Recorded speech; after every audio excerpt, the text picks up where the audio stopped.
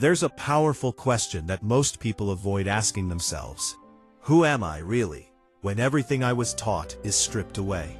Not your name, not your background, not the expectations placed on you, but your true identity.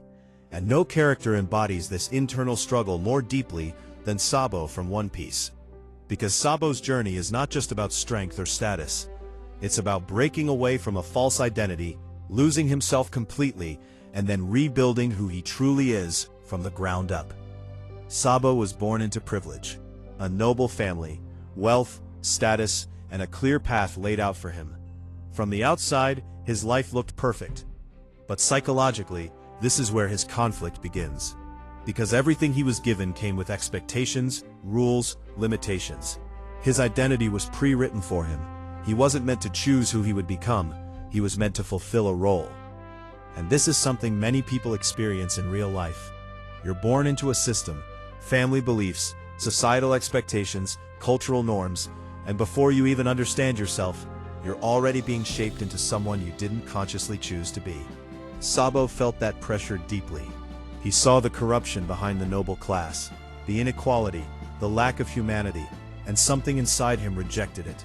This is the first stage of identity transformation, awareness. The moment you realize that the life you're living doesn't align with who you truly are. And that moment is uncomfortable, because once you see it, you can't unsee it. So Sabo makes a decision that most people are too afraid to make. He walks away. He rejects the identity given to him. He chooses uncertainty over comfort. And psychologically, this is one of the most difficult things a person can do. Because when you leave behind what you know, you don't immediately find yourself. You enter a phase of chaos, confusion, disconnection. And for Sabo, that chaos becomes literal. He loses his memory. Now think about what that represents. Memory is not just recollection, it's identity. It's your story, your experiences, your sense of self. When Sabo loses his memory, he doesn't just forget his past, he loses who he was. And this creates one of the deepest psychological states a person can experience: identity void. In real life, you don't have to lose your memory to experience this. It can happen when you go through major life changes, losing a job, ending a relationship, leaving a belief system, or stepping away from a version of yourself that no longer fits. You reach a point where you don't fully recognize who you are anymore, and that space can feel empty. But here's where Sabo's story becomes powerful. Instead of collapsing in that emptiness, he rebuilds. He is taken in by the Revolutionary Army, guided by Monkey D. Dragon, and slowly begins to form a new identity. Not one that was forced on him, but one that is chosen. And this is the second stage of transformation: reconstruction. Sabo doesn't become who he was before. He becomes something new. Someone aligned with values, purpose, and awareness. He chooses a path that stands against injustice, not because he was told to, but because he understands it. And this is the difference between inherited identity and earned identity. Inherited identity is passive. It's given to you.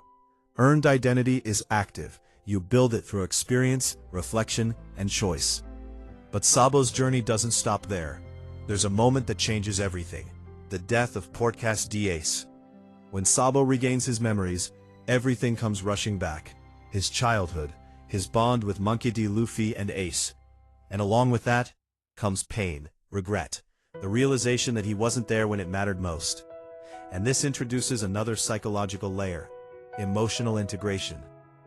Because rebuilding your identity is not just about moving forward, it's about facing what you've lost, accepting it, learning from it, and allowing it to shape you without breaking you. He channels it. He inherits Ace's will, not just symbolically, but psychologically. He carries forward the values, the fire, the spirit. And this becomes a core part of his identity, not as a replacement, but as an evolution. This is something many people struggle with. When you lose someone or lose a part of yourself, the instinct is either to hold on too tightly or to detach completely. But growth happens in the middle. When you integrate the past into who you are becoming, Sabo becomes stronger, not just physically, but mentally and emotionally. He stands for something. And that's the final stage of identity: purpose. Because identity without purpose is unstable. It shifts with circumstances. It reacts to external forces. But when your identity is rooted in purpose, it becomes resilient, grounded, directed. Sabo is no longer defined by where he came from or what he lost. He is defined by what he stands for. And that's the lesson. You are not your past. You are not the expectations placed on you. You are not even the mistakes you've made. You are what you choose to build from all of it. Sabo's journey shows you that identity is not fixed. It's fluid. It can be broken, lost, rebuilt, and strengthened. But it requires courage. The courage to question. The courage to walk away. The courage to face yourself without labels. And the courage to rebuild with intention. Because at some point in your life, you will face your own version of this question. Is the person I am truly who I want to be? And when that moment comes, remember Sabo. Not as a character, but as a blueprint. A reminder that losing yourself is not the end. It can be the beginning of becoming who you were meant to be all along.